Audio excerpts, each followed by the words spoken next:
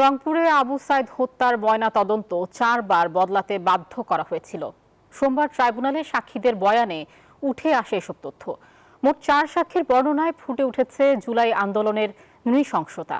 এদিকে গুমের আরেক মামলায় শেখ হাসিনা, জিয়াউল আহসান সহ 11 জনের বিরুদ্ধে তদন্ত রিপোর্ট জমা দিতে 26 অক্টোবর পর্যন্ত সময় দিয়েছেন ট্রাইব্যুনাল 1। পুলিশের বন্দুকের সামনে বুক চিতিয়ে দাঁড়িয়ে থাকা রংপুরের আবু সাইদ হয়ে উঠেছিল জুলাই অভ্যুত্থানের সাহসের প্রতীক। তার মৃত্যুতে পাল্টে যায় আন্দোলনের গতিপথ। আবু সাইদের মৃত্যুতে কেঁপে ওঠে শেখ হাসিনার স্বৈরাচারী মসনদ।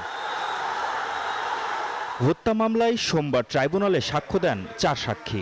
রংপুর মেডিকেলের ফরেনসিক বিভাগের চিকিৎসক জানান কিভাবে বারবার ময়নাতদন্ত রিপোর্ট বদলে দিতে দেয়া হয় নানামুখী চাপ। উনি যখন পুলিশ প্রশাসন এবং সাচিবের চাহিদা মতো রিপোর্ট দিতে চাচ্ছিলেন না, তখন তাকে ভাইস প্রিন্সিপাল মাহফুজ সাহেবের রুমে ডেকে নিয়ে যাওয়া হয়।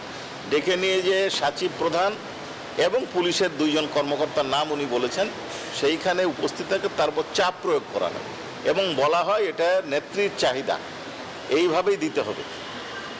তখন উনি বাধ্য হয়ে গণনা সঠিক রেখে শুধুমাত্র গান শট শব্দটা বাদ দিয়ে মতামত দিয়েছেন। তবে উনি কৌশলে বলেছেন সার্কমস্টেন্সিয়াল এভিডেন্স আপনারা বিবেচনা করবেন। মেহেরপুরে শিবির নেতাকে গুম করে হত্যার অভিযোগে সাবেক জনপ্রশাসন মন্ত্রী ফরহাদ হোসেনকে কারাগারে পাঠানোর নির্দেশ দিয়েছেন ট্রাইব্যুনাল। আর শাপলা চত্বর হত্যাযজ্ঞের মামলায় সাবেক আইজিপি শহীদুল হক সহ গ্রেপ্তার 4 জনকে 1 দিন করে জিজ্ঞাসাবাদের অনুমতি দেওয়া হয়েছে।